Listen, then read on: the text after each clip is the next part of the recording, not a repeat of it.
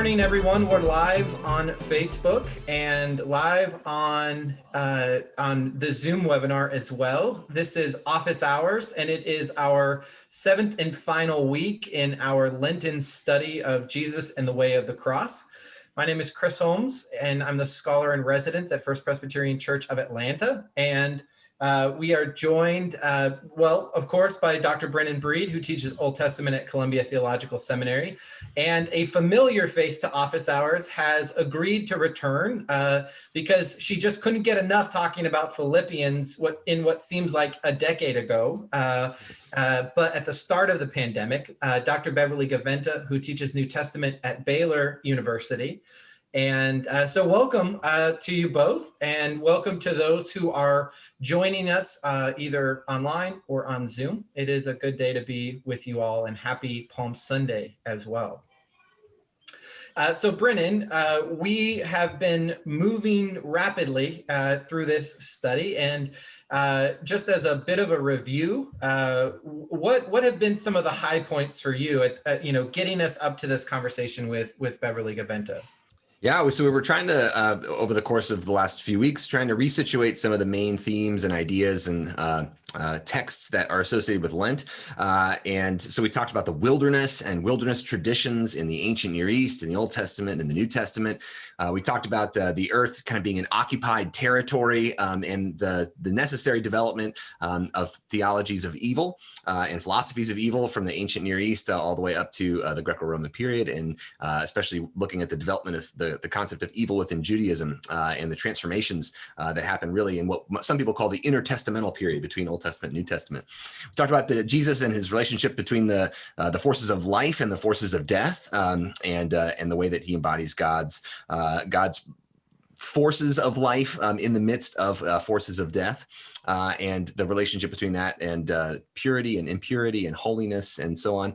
And we talked about the powers and principalities, the forces that are kind of beyond or structural forces, we might say, and other ways of interpreting these powers and principalities on earth, and the connections between empire and things like that. And we talked about repentance, transformation, and different ways of understanding that the kind of behavior modifications, we might say, that people associate with Lent, but that have a long history in Christianity and Judaism. And then lastly, last week we talked about the cross and read about crucifixion, talked about crucifixion in the ancient world, but also about the kind of context for Jesus's crucifixion, and also the Christian interpretation of it. What does this mean? But so, Chris, like, what did you pull out? What are some nuggets you got from some of those many weeks of study here? Yeah, so many nuggets. I mean, for me, it's the tension of Lent as this time of throwing sackcloth and ashes on ourselves, and but also Lent as a practice of thinking more broadly about the nature of sin, even thinking about the language of powers and principalities.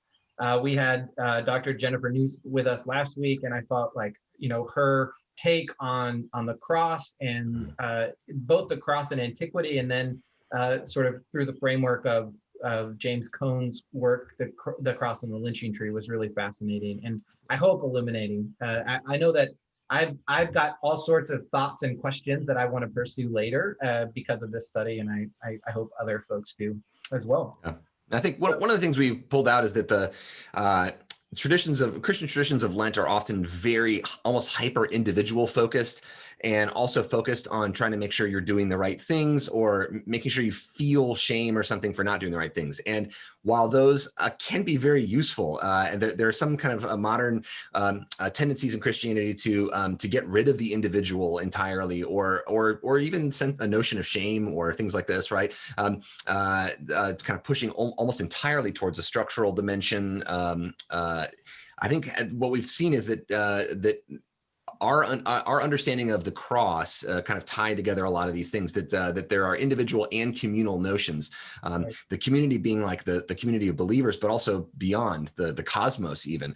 So hopefully we can kind of get into some of that here in Romans, which is, again, sometimes been taken to be a very hyper individualistic part of the Christian faith, but we're trying to tease it apart and say it's not an individual or communal thing. It's kind of, I think one of the things we'll get into today is how are we supposed to live this Christian life? What is Jesus actually supposed to have done for us. And we thank you so much, Dr. Gaventa, for coming and for just being a part of our conversations. It is so hard for me to say Beverly as a mark of respect, but I'll try. But anyway, thank you so much for coming, for coming back to be part of Office Hours. And we often ask people to share with us a bit of their kind of their lenses for reading a biblical text and talking about them. We have already asked you that because you're our first repeat guest. And let me just ask you, how have things been? How has your last year been?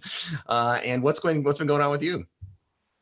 Well, I've been doing many of the same things I usually do. I mean, that's one of the oddities, right, of the kind of work that we do, is that we do it in, we can persist in our places, even though we're not in person-to-person dialogue. And I find that, or in the classroom, and I find that very difficult.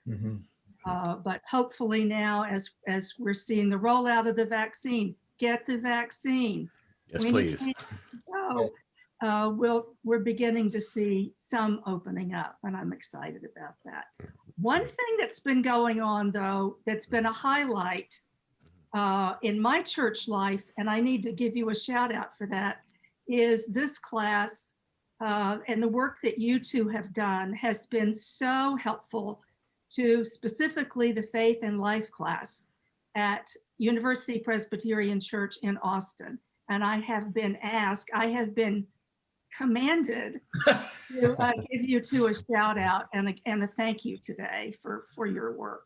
Well, we appreciate it deeply, and thank you so much. And the fact that you, would even condescend to come on this on this Office Hours, is so humbling to us.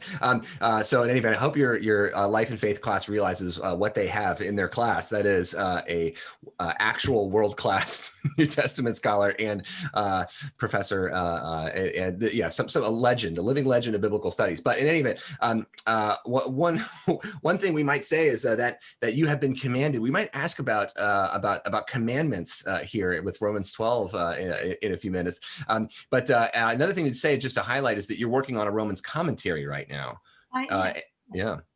Every day.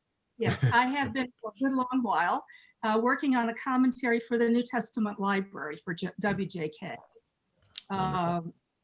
That's the sort of thing that causes other people to think, well, now, first of all, why would anyone do that? Which is actually an excellent question. Has that been done before?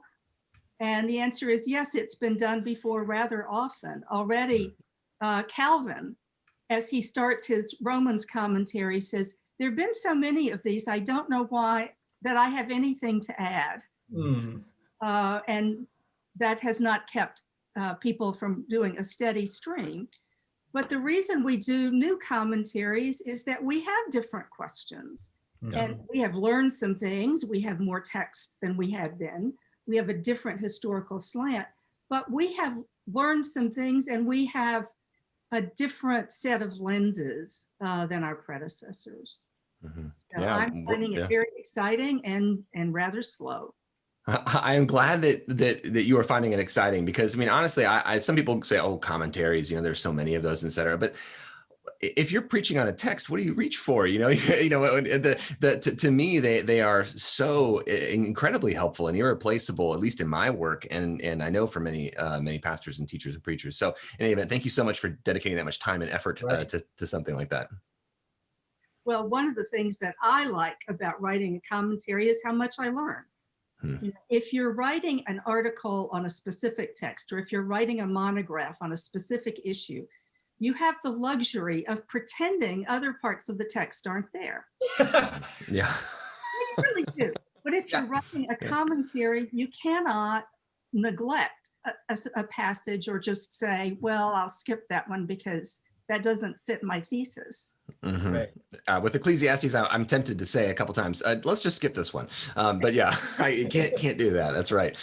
Well, so Well, if we're thinking today, and we're going to primarily focus on Romans 12, in part because in thinking about the season of Lent, one of the things that we think about in Lent is transformation, change, trying to take on new practices or give up old ones that aren't helpful.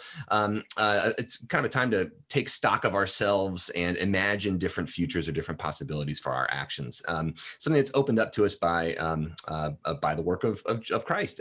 And we might want to talk about how our Palm Sunday to Easter week, our Holy Week that's coming up, how that might intersect with Paul's message in Romans here. But it's so hard to overstate this, the importance of Romans for the Christian community. Chris has thankfully given us a little crib sheet here for our conversation. And I'm just going to go ahead and crib from someone who knows more about Romans than I do, but could you give us a sense of Paul's overall argument leading up to this point?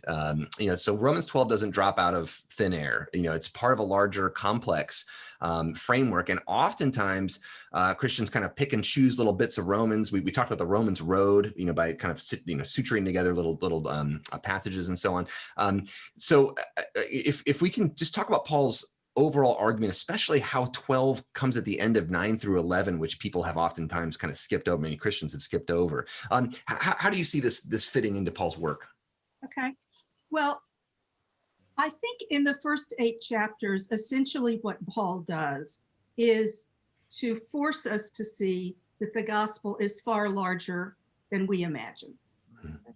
We imagine the gospel to be, many of us have been taught this kind of Roman road, you do this, and you get salvation, and it's about me and my faith. Mm-hmm. And there is a strong element of faith in Romans. I'm not here to deny that. More recently, people have said Romans is about Jew and Gentile. And you go through and you see all of the language in which Paul goes back and forth to maintain God's interaction with Israel, while at the same time saying God is acting now for Gentiles in a different way, but also in a different way for Israel, right? Mm-hmm. It's not just that Gentiles are being brought in. Mm-hmm. I think the horizon, which is the image I like to use, is far larger.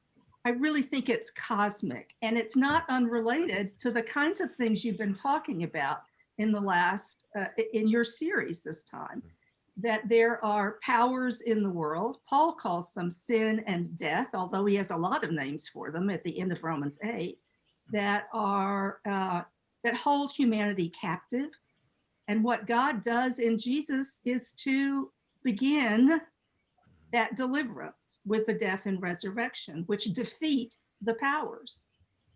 So you get right up to the end of Romans 8, which is so eschatological and such a strong claim about what God has done, is still doing, powers are not going to defeat us. And you kind of expect to have a triumphant return. Yeah. You don't get that, oddly enough. You don't get what you do in 1 Corinthians 15 or in 1 Thessalonians 4, right? We're not caught up into the air. We don't have this glimpse of the final triumph. What we get instead is 3 chapters on Israel. My down and dirty summary of that is there's no final triumph without God's dealing with Israel, right? Or without God's dealing with Gentile smugness about Israel. Yeah, that's right. Yeah. Where does that end? All Israel will be saved, right? God confined all to sin that God might have mercy on all. And then at the very real end of chapter 11, that explosion of praise to God, right? Mm-hmm. Some of it drawn out of Job. Yeah. This, who knows the mind of God? The answer is nobody. Who has given a gift to God? The answer is nobody. Then we get chapter 12 and onward, badly referred to as an ethical section, in which we see Paul attempting to say what it is that we can do for God, what it is that the Spirit, not forgetting that part of Romans 8, has made possible in us. So that's how we got here. Wow, that is so helpful. And so one thing we might wonder about then is part of what the Romans Road does, that way of thinking about theology and what happened at the cross and so on, and our burden to kind of accept this. And it's, it kind of ends there for a lot of Christians. I remember being part of like a youth group when I was in high school, and the whole point was on getting people to accept Christ. Right. And then kind of what then? Yeah, I don't know, go to church or something. It just kind of ended there. And then what you'd sometimes get these kind of things where everything's supposed to be fine. Everything's supposed to be fixed now. And you've mentioned that there's this tension that goes throughout Romans where it's here, but not yet, right? That Christ has made something possible, but not everything everything possible, right? And we're not going to be robots living out a righteous life. So that's maybe, is that a bit of what's happening here in chapters 12 and 13 and so on? It's trying to help us, Paul's trying to help us see what we can begin to do, but there's still going to be these tensions and difficulties in the midst of it. Exactly. And I think he is also showing how it is that there is this community. We'll come back and talk about that. He's addressing these probably individual congregations, and he is trying to solidify them, trying to strengthen them. But at the same time, what does Paul know? Paul knows that Christ died for us when we were sinners at enmity with God. So there's never a boundary around the community that doesn't invite others in. There's never a boundary around the community that assumes that others have to come in. God is the one who goes and gets. I mean, there's huge emphasis in this letter on the divine initiative. Yeah. I want to underscore a couple of things that I just heard, because I had a little bit of a mind blow. The first is we often think about Christian communities as bounded communities that have a series of identity markers or practices that allow people inside or outside. And what you just said is so counter to that, because of that cosmic perspective, that horizon that Paul has in saying Christ didn't die for the righteous, or even like a mostly good person. Christ died for like the worst of the worst, those who were very enemies of God. Yeah. And so there can't be a boundary to the community.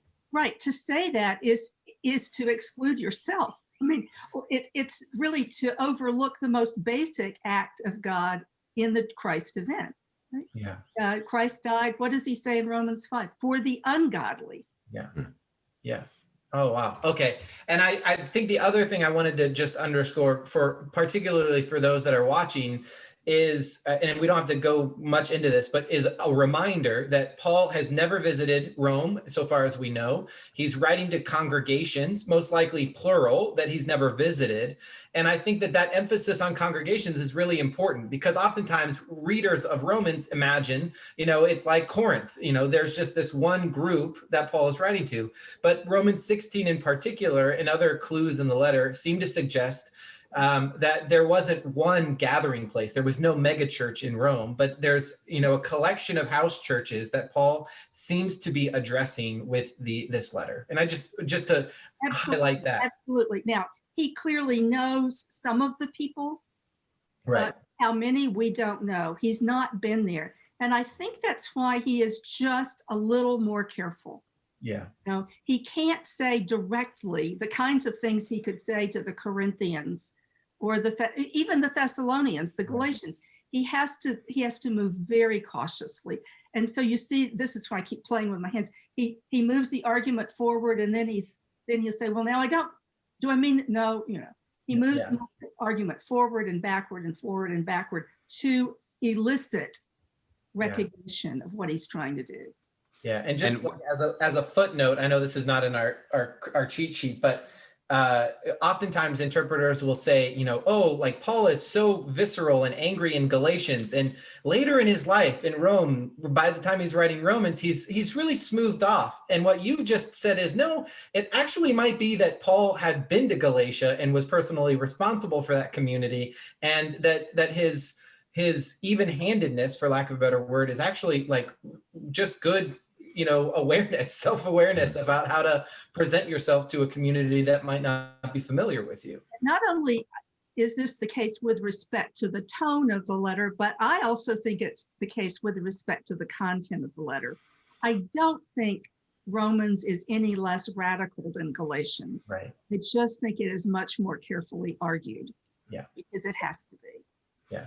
And just a reminder that last time we talked a little bit about, last time you were on Office Hours, we talked a little bit about Phoebe, who was the carrier of the letter, but also the one who was tasked with this very tricky diplomatic situation of explaining the stuff that Paul hints at here in the letter. So she would have been, choosing her words very carefully, I imagine. Yeah.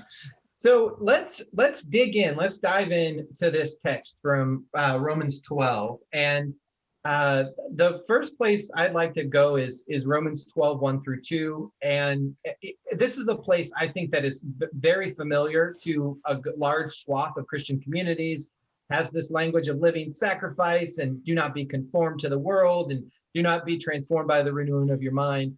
And I think that this is a place where when I was in seminary at Princeton with you, one of the things that is drilled into my head is, you ask new questions and you'll find new answers, and you will write differently. It's what you said about your commentary. And so these are the sorts of phrases that when we start to ask questions about them, we might realize, oh, that's not what I thought it meant, or I misunderstood it. And so because of your work on Romans, I wonder, what are some of those things that you've discovered, or what are some of the things that stand out to you that are maybe not exactly, how a first impression of these verses might be? Well, the first thing I would say is that we tend often to read this, and I think you see this in a number of books about Romans, as a kind of polemic against animal sacrifice. The Jews didn't know any better, so they sacrificed animals, but we sacrifice out of the Spirit. Right? Oh, yeah. Or it could be, Jews were not the only ones who practiced animal sacrifice. It could be a polemic against what we would call badly pagan sacrifice as well. But where my eye falls is not only on that act, which is, of course, a liturgical act. It's an offering up, right? And the word he uses there is your bodies, and by which he means, the whole person. So the notion here of the claim is that what you owe, you present, is the whole person, right? It's, of course, I know you've heard me say this, it's throw your body in the offering plate. There is nothing that is not claimed by God. And I think for many of us, that is a really scary thing. And it probably should be a scary thing. It's not just that God is not limited to the 11 o'clock hour on Sunday morning, but that we are claimed holy in all that we do, and that is something he says rather boldly here. Now he's just spent 11 chapters outlining this cosmic intervention of God on our behalf. So, by contrast with that, the claim, I present my whole self to God, is a pretty puny little claim in exchange, isn't it? Yeah. But it is a notion also. You were asking about transformation, the renewal of the mind, which is again a contrast to back in chapter 1, where he talks about God handing them over to an unperceiving mind. Now the mind can perceive. Now the mind has been liberated, I guess I would say, transformed by God's action in Jesus. And to me, this might, I can stand to be corrected on my Greek here, but to me, I've heard this Romans 12:1 used sometimes to talk about kind of like a notion of, I don't know, almost like dying to self, or kind of even self-hatred is kind of where that goes sometimes. But just to mention that Paul doesn't use sarx here, the flesh, which is a kind of a negative, can be taken negatively in Paul's writings, but this is body, somata, like yourself is another way to think of this. And it's not an evil thing. So it's not like get rid of your personal desires or get rid of yourself, right? Diminish yourself. Right, absolutely not. It's, in fact, I could go on that little hobby horse for a moment. When Paul uses the term flesh, he sometimes means flesh as in the physical body. When he's talking about Jesus being from the line of David according to the flesh, what he means is what? He's a Jew, right? Born of the line of David. He's born of a particular Jewish line. But when Paul talks about living by the flesh, he doesn't mean there's something wrong with your body. And what he means is that we are living in a way that is limited to our own little perspective and not formed by the perspective of God. So then here, we're not sacrificing ourselves as in trying to get rid of our flesh or get rid of our personalities, our individual self. Yeah. This is more like, this is a bit like Deuteronomy 6, 4, and 5. Like love the Lord your God with all your heart, soul, mind, and strength. Kind of what Jesus is saying, right? Yeah.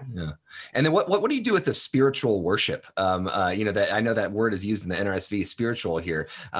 It's not pneuma or anything. This is kind of like a mental thing almost. Yeah, it's logikos, which I think there's a long debate about this. I'll cut to the chase. I think the best way to take this is this is the logical, meaning fitting. This is actually the kind of worship you ought to be doing. This is your service. And in light of that, then the holy and acceptable doesn't mean that you have to do something to be holy and acceptable. It means that you presenting your life to God is itself holy and acceptable, right? Yes, right. And I really think that, and a number of people think this, that the word sacrifice is modified by living holy and acceptable. This is your sacrifice, which is living holy and acceptable. What? That's what sacrifices were, right? Because they were to God. They were made holy and acceptable. Right. Yeah. And there's your bit about sanctification there. Absolutely. Yeah.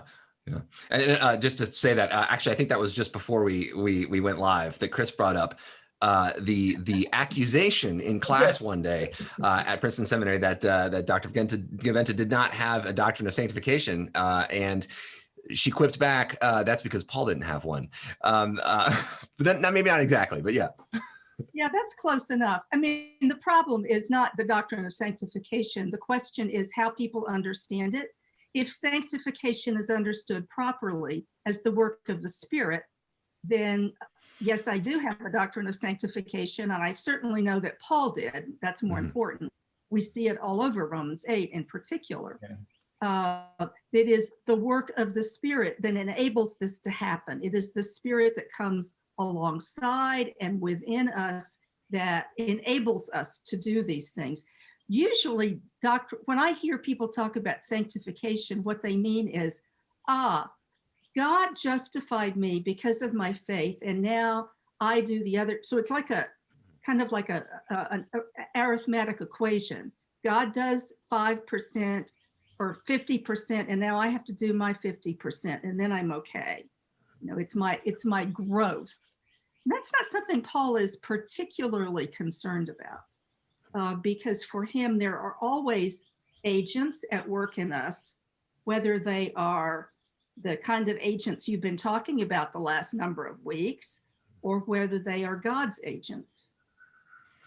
And I think we'll get there with the rest of chapter 12. I mean, but that understanding of sanctification, of being influenced and even led by the Spirit, as opposed to the ways of the world, which is what Paul talks about in 12:2. Is there some human effort involved in that, or is it human response, or how would you? Because I do think that sometimes the doctrine of sanctification becomes like it's the Christian project. Like it's, just like, you might sign up for a 40-day weight loss goal. It's, if you try really hard, you too can be a saint. And so I wonder, like, what is the role of, is it human responsiveness or human effort in this life of the Spirit? The notion of sort of human progress toward a specific goal, I think, is pretty foreign to Paul. But I do think there is this notion of effort. We see it in Philippians 3. Yeah. But the notion of effort is never effort unaided, right? You think about Romans 8, the Spirit intercedes with us, with cries too deep for words. Christ intercedes for us. We live in the Spirit, so that to the extent that we enact this worship with the whole person, that is, we always confess, that's not mine. Right. I did that. I know that is gift. Nobody knows this better than, say, musicians, right? This is not something that you accomplished without a gift. Yeah, you can practice a whole lot, but playing a beautiful solo, improvised, when you hear like John Coltrane or something like that, he's wrote the liner notes to his Love Supreme, and he basically says, this comes from somewhere else. This has got to be God, kind of at work in my life, which is kind of an amazing statement. Yeah, from someone who is such a brilliant musician and worked hard. And I think many of us as teachers know those experiences. It's not that I blame God when I have a bad day. But when the classroom goes, blissfully well on a certain occasion, we always know that that's not me, and that's not the students. It's something else altogether. And whether we name it or not is, I guess, another question. As a Christian, I always name that God. I know that that's not something I did. Right. And I love that analogy, because that doesn't mean that you haven't done a whole heck of a lot of work to prepare for the lesson of the day, and that you have your handouts prepared or your PowerPoint prepared or whatever else. It's just that your doesn't create that experience. It is something that goes alongside of you. And so in many ways, I mean, if we're talking about Paul, it isn't that he's just like, okay, you're a teacher, just show up, with maybe one of your shoes tied, and you'll have a great class. I mean, it is. I know some of those. Yeah. It is like, show up with your best, show up with your whole personhood, all of your effort, all of your mind, all of your heart. But at the end of the day, that transformation that happens isn't based on that planning or that effort alone. Right. Exactly. That's a brilliant analogy. Yeah. That's okay. So good. And so it kind of in that vein, like the shift to verse 2, he's really talking about, discerning, kind of testing, proving the will of God. In a way, it's a bit of a mystery, right? Paul talks about that some too, right? It's a bit of a mystery what we're supposed to be doing from time to time, but there's some role to us, but in part, we're supposed to use our wisdom in a way. And Paul kind of talks in ways of wisdom throughout this chapter. But also, as we know, in Paul's tradition, wisdom is not something that humans have. It's a gift of God, but it's something that we have to cultivate too. I mean, I think that's an interesting connection that the kind of the wisdom tradition itself emphasizes both God is the source and author of the gift and the one who provides it, but also human agency in doing whatever we can to try to assist and help this gift to grow within ourselves and our communities. But so we're supposed to discern this stuff, right? What's good and acceptable and perfect. It's not going to be so clear all the time, right? What's interesting about that is that as it goes along, Paul doesn't say, now what you might expect, let me put it this way, if you're talking about a Pauline ethic, is a set of teachings on what you may and may not do. You may have meals with someone who is not a Christian, but you may not date a cousin. You may do this, you may not do that. I think this is what he's saying in verse 2 is you have what you need. God is with you. The Spirit is with you. The community, we'll get to that, is with you, and you discern what is good. Yeah. And, I think he also knows that that won't always happen. I think he's quite aware that being a Christian, having the gift of the Spirit, does not mean that we will always do what is right. And interesting for Paul too, who's talking about all these different ethnicities, right? All these different people's languages and cultures and so on. And he's not saying you conform yourself to a particular way of life. Figure out in your own way of life what this looks like. Right.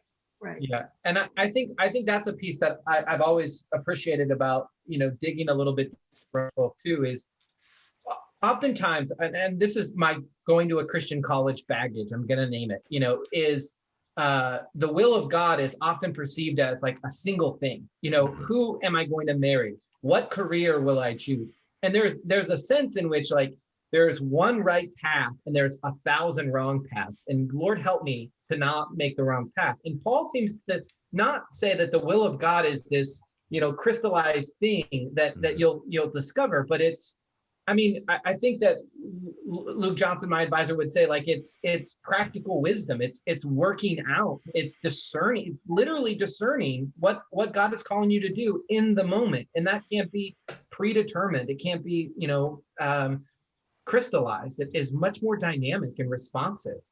Right, and it always has to be done with an awareness that I might be wrong. Yeah. Think about you mentioned fear and tremble. You mentioned work out your own self, work things out. Reminded me of Philippians 2. Work out your own salvation. What?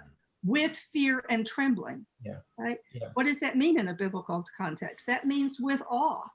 Yeah, with a proper sense of respect and awe. Yeah. Proper sense of awe in the presence of God. Yeah. Yeah. All right. So we've talked about 2 verses. This is about par for what I was expecting.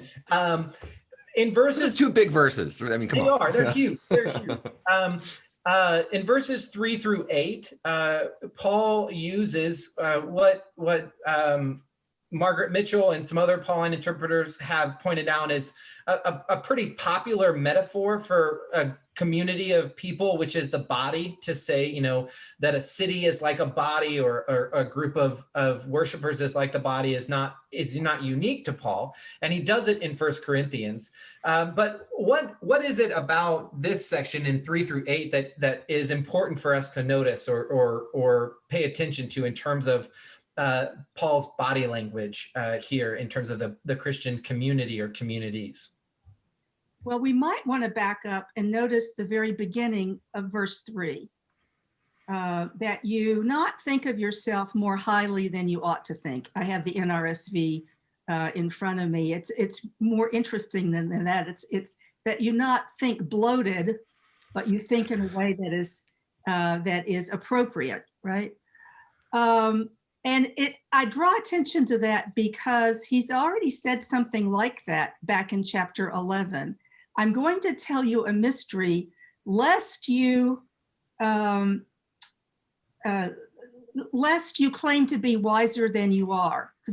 It's the same language, lest you think that you know more than you do. Huh. And he uses it again down in verse 16. Don't be haughty. So you get, and the expressions are closer in Greek than they seem to be in the translation I was reading. You get 3 times in fairly close proximity this concern about people who may be a little bit too confident of their own positions. I think that may be important in leading into this notion of the body. It's not just what you think, but it's also the functioning of the whole body. And then he uses it in a way that's not altogether dissimilar, although I think the problems about community life are more on the surface, more observable in 1 Corinthians. But what is this? The notion that the members of the body have these varying gifts, and Paul calls on them to use them, I would say, exuberantly. Individually, we're members of the body of one another. We have gifts that differ all the parts of the body are not the same. This is the only way, I'm paraphrasing Ernst Käsemann here, this is the only way mutual service is possible is if there are differences in the body. Right. Yeah. Yeah. Everybody can't be the preacher and everybody can't be setting up the chairs. There's not one person who's the preacher and the exhorter and the teacher and that, which is sometimes how we set up our communities. Well, that's very important. Yeah. But and just coming from the kind of Old Testament world, where when I see people think about Romans 12, and they often compare it to what we call wisdom literature, like Proverbs, and this kind of goes along with a larger notion that in the end of his letters, Paul ends up addressing very particular ways that we should live and so on. And there are a lot of similarities here, but this to me, and actually, Beverly, you pointed this out in our kind of pre-work. You said, I think there's a little bit of a difference with like the kind of communal aspect here with wisdom literature. And I totally agree, but also I don't want to steal your thunder. So do you have thoughts about how this part, verses 3-8, where Paul's talking about how the whole community integrates together and works together and depends upon each other, how this is kind of like and unlike, say, Proverbs? Well, I'm a little bit afraid to say anything about Proverbs to you, Brennan. As I read them, Paul has those words. He knows that tradition, and I don't think it's not that he's rejecting it, but his audience is different. He is not addressing he is using family language, but it's not a normal family. It's not a biological family. It is a family made up of this collection of folk who have been called into faith, right? So it is to him that he addresses some of these same admonishments. I totally agree with that. The setting in Proverbs, if you read Proverbs like 1-9 or something, it's directed from parents to a child, and that's just the kind of however it was used in the ancient world. That's the kind of imagined setting that the literature creates for itself, and so it's usually kind of like, here's kind of how to live a good life, my child, and it's often about kind of trying to work together with others, but also taking responsibility for yourself primarily. Here's what I can do. I can try to work harder. I can learn from the ants and try to store up for the times of need. I can make good choices about my workplace and how to treat other people and how to speak and use my tongue. And here's how to see the wicked go on their way, right? And have confidence in that. But I think that one of the differences here is, Paul is trying to talk about a communal ethos, which to me sounds and just feels very different. And to be honest, a lot of people point out the similarities with verse 9 and on with things like Proverbs. And there are some bits that stick out that sound a lot like, and of course he quotes Proverbs 25 at one point. But overall, there are these radical differences too about trying to work together with each other and kind of thinking about caring for the other as being of utmost, which in Proverbs is not always at the center. But I notice a lot strung throughout this is language that sounds a lot like covenantal language, which is not really in the world of Proverbs. So like that verse 13 from chapter 12 of Romans, contribute to the needs of the saints, extend hospitality to strangers, which is not something you see often in Proverbs. It's a lot more kind of worried than that about strangers and others. But the idea of hospitality to strangers being kind of core to Exodus. So I see this as kind of Paul combining all these different strains from the ancient world, a bit like what we call like a Sirach or Ben Sira, this kind of combining of the Torah tradition and the covenantal tradition and the wisdom tradition, kind of uniting them in a way. But in any event, that communal dimension to it is, I think, so important. But also that this isn't about striving for your own individual salvation or sanctification in some way, right? Now, this is not about making you a better agent, right? This is about the community, but it's also about more than the community. Yeah. This is also not Qumran, right? Mm-hmm. This is not a community that exists, that assumes that it exists with God and nobody else can. Right. Because there are elements here that look to the outside and don't look to the outside hostile way, or they seem to be looking to the outside. It's really hard to tell. But, insofar as it's possible with you, be at peace with all. Strive to do good for all. This is not just about strengthening my community, but about a kind of, we would say public. I don't like to get into that distinction in the ancient world, but it's not just my community, which is why I think it's a little different even than covenant. Yeah, and just to say that the Qumran community, or the kind of Dead Sea Scrolls community, this community of almost monastic-like people out in the wilderness of the Dead Sea who have rejected Jerusalem for going the wrong way, they think, and doing bad things in the temple, and have created kind of an apocalyptic community that isolated themselves against what they saw as a wicked world. And we can see that in the kind of Christian tradition too. There's this temptation to kind of isolate, take an apocalyptic stance, but also meaning to like kind of seal oneself off from the wicked world. But we can also see this kind of, that's one communal way we can work, or the individual way where the whole world's wicked and I'm just going to kind of try to fix myself or something, or just accept God's grace for myself. But we can see that Paul is almost balancing individual, communal, and world in a very careful way here, and like he's balancing Gentile and Israel, right? Yeah, this is his inflection on apocalyptic. Yeah. Which is a cosmic sort of apocalyptic, by which I mean it both includes, God's action in the present for those who believe, but the all, You think about the Christ and Adam comparison back in chapter 5. Well, if Adam's death implicated all, and Adam's sin and Christ's act of obedience implicates all, then that all had pretty well better be universal, or what you've said is Adam is more powerful than Christ. Yeah. You've got the comparison is. Let's hope not. Yeah. Yeah.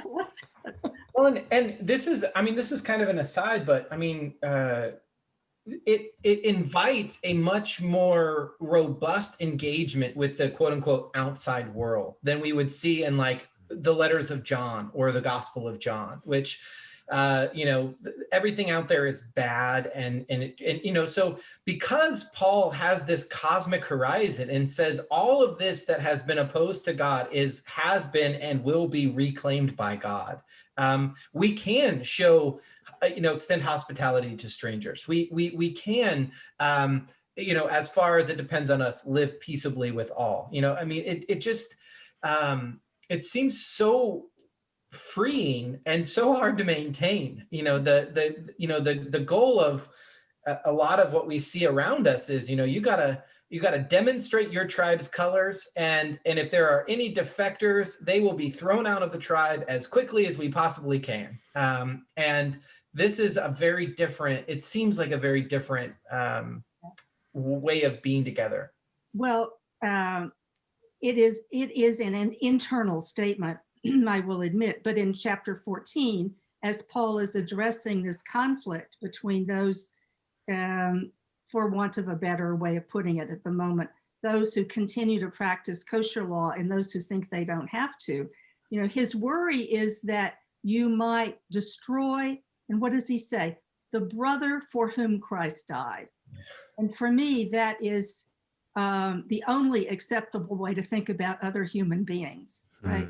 Is however much I disagree with you, however much I find what you've done reprehensible, or you find what I've done reprehensible, we are both people for whom Christ died. Yeah. And so that transforms the scene. Yeah. Right.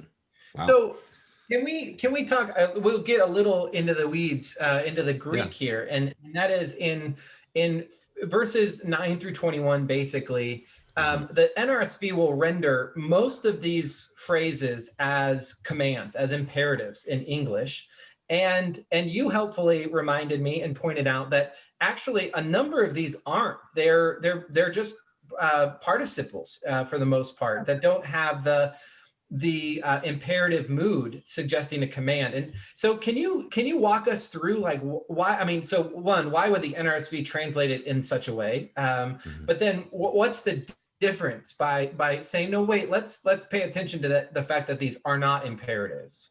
I'm going to do this as quickly as I can. What Paul says in verse 9 is, let love be authentic, right? And then I would translate it as, that means we shun evil. We cling to the good. We do this, right? By way of eliciting behavior. I'll come back to that. But the difference is, the reason the NRSV does this is not just a whim.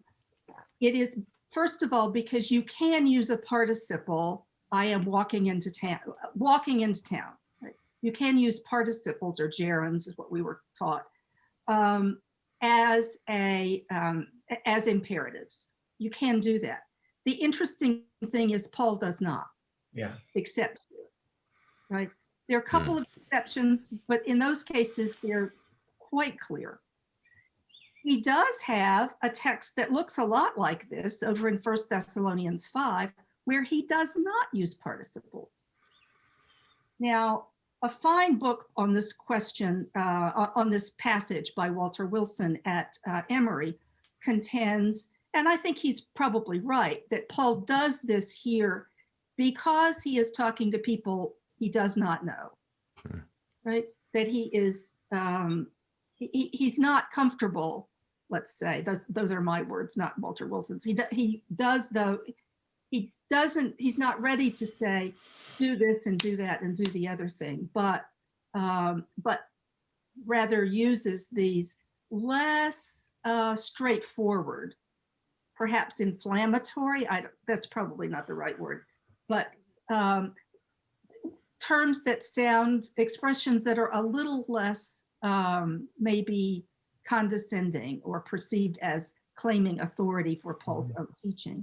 So, for example, maybe if I'm cooking dinner for my kids, I might say, when it's time to eat, wash your hands, sit down, get your plates, get your napkins, and eat your food. I mean, I might say that, right? Maybe if I'm being a little sharp that day.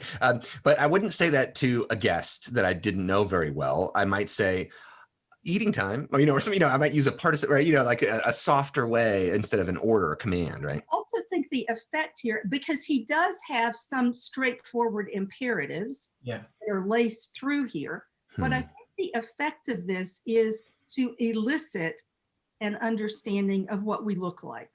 Right? This is not who you are. That's an expression that's come up a lot recently. When I heard it from my mother, it really was an imperative, but it was, this is not the way we raised you. Right. This is who you are. You are the person who acts like this path, not that one. Right? I have a short story, but this is about Princeton Seminary, my time there, which I thought was amazing. But so the first day that my wife and I, Catherine, we had just newly married. We were both going to start at Princeton Seminary. We were driving up in our U-Haul, and it was raining, downpour, and we were just really worried about getting our stuff into the new apartments, and we had never been there before. And we open up the door, and people start pouring out in the street, like our new friends that we hadn't met yet, and they just haul stuff up as fast as they could. It was amazing. I mean, stuff was out of our car within like 10 minutes. And everyone was just sitting in the apartment after that and introducing themselves and so on. And this one guy named Josh, who lived across the street, he was a second year, and everyone else there was first years. He says, this is what we do here. And so then guess what? The next time a truck pulls up, I'm running out in the street and I'm pulling things out and so on. When Josh was graduating, he said, I said, that was just amazing how you kind of introduced us to the community that way and so on. And he said, it was because I pulled up my first year and it was raining and no one came to help. And so, my wife and I pulled our stuff out. It was all soaked. It was awful. It was like, welcome to seminary, And so he said, the next year I resolved over the course of the summer to say, every time a truck pulled up, I got out and I said, this is what we do here. And I started to help unload. And then of course they came the next time. It was just a beautiful picture of, instead of saying, you need to help with this, and like shaming people or, and this is just he built an ethos out of thin air. And is that a bit what Paul's kind of doing here or trying? I think it is. I think that he is saying, we are people who rejoice in hope. We are people who endure. We are people who persist in prayer. This is the picture of a community.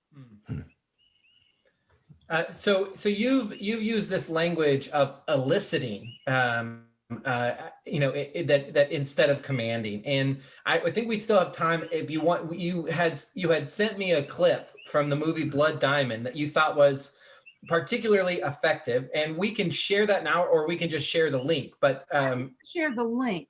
Okay.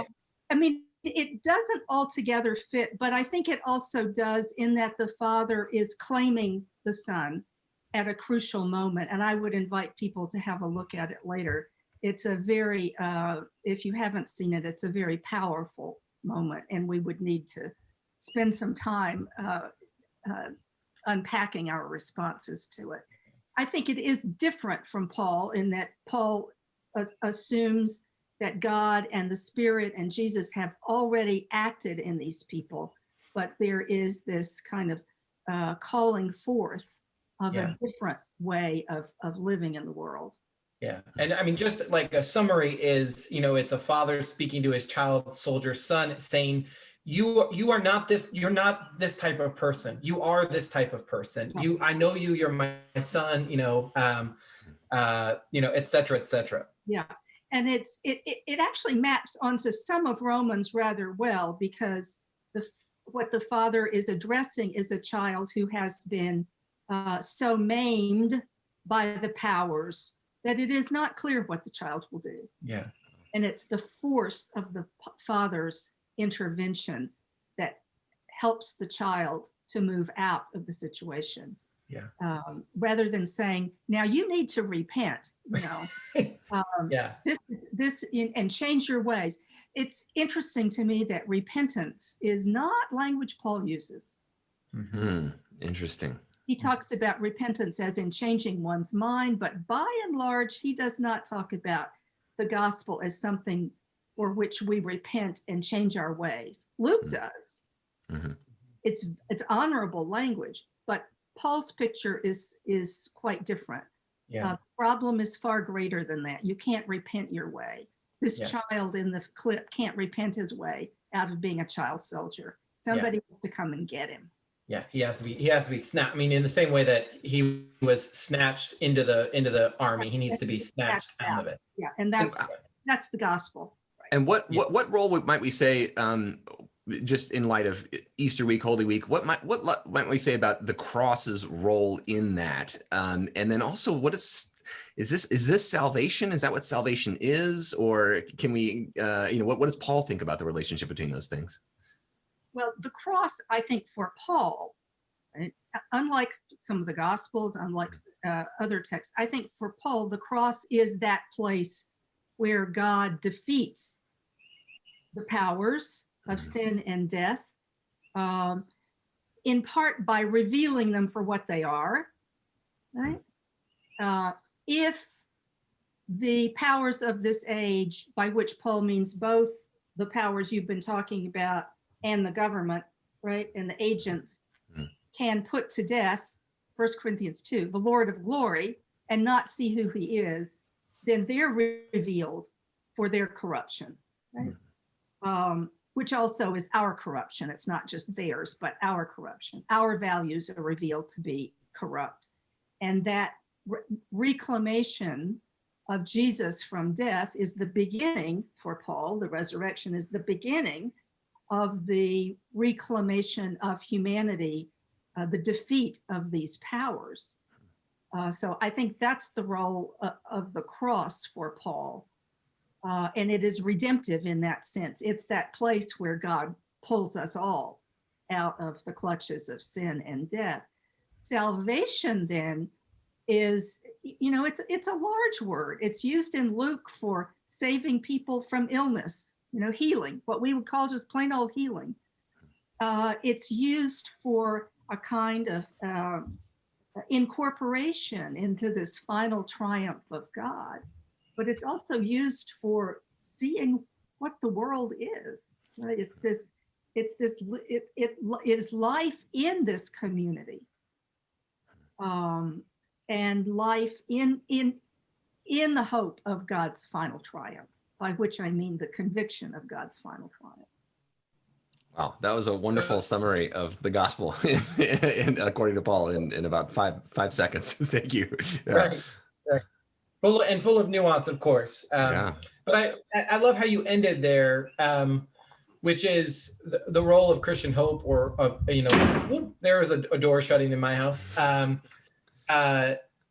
That there is still this horizon of when God, will finally reclaim all that is. I mean, the defeat has happened, and yet there is still this hope, which I feel like that somehow supports the liturgical rhythm of the Christian year, that we go through Lent every year. I mean, it's not like we start Lent and like forget the resurrection or like the decisiveness of the cross. Right. But perhaps part of the Lenten journey leading up to Easter should always be to remind us of this hope for Absolutely. Christ's return, or however we decide to translate or interpret this language of surely Christ will come again. We should be reminded a week before Easter that's the resurrection of Jesus is ultimately, for Paul, pointing to something even bigger and greater of cosmic significance. Exactly, and that's the way he speaks about it in 1 Corinthians 15. Jesus will reign until he puts all his enemies under his feet, and then it is a kind of it is the first step. But not the final triumph. Mm-hmm. Yeah, and that image. Sorry, I know we're not in 1 Corinthians, but that image in 1 Corinthians, that what does salvation look like there? It is God will be in all. Right.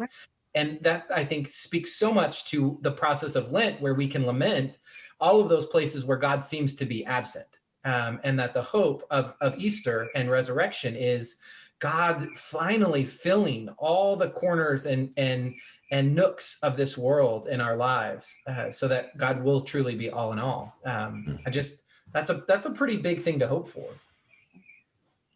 And a nice way to think about the Easter message here this week as we move into Holy Week. I always really appreciate the kind of broad views of these different models of thinking about the problems of the world, but also of God's activity in the world and what salvation really means and looks like. Those are some of the things that just personally for me help me to kind of best get in the Holy Week mindset. As an Episcopalian, I've got to get into the mindset. I've got to do the ritual stuff this week from afar even. But in any event, thank you so much, Beverly, for joining us yet again and for sharing your deep wisdom and your studies on Romans. We all look forward to the commentary. But take your time. We want you to have a great time writing it. But we're so grateful. We look forward to checking out your life and faith class sometime. Chris and I popping in virtually. We wish everyone here a wondrous and Holy Week full of fear and trembling, but also full of the joy of the resurrection this next week. Yeah. And stay tuned. Brennan and I are thinking about a study in May on the Psalms, so more information to come. Peace, y'all. Thanks.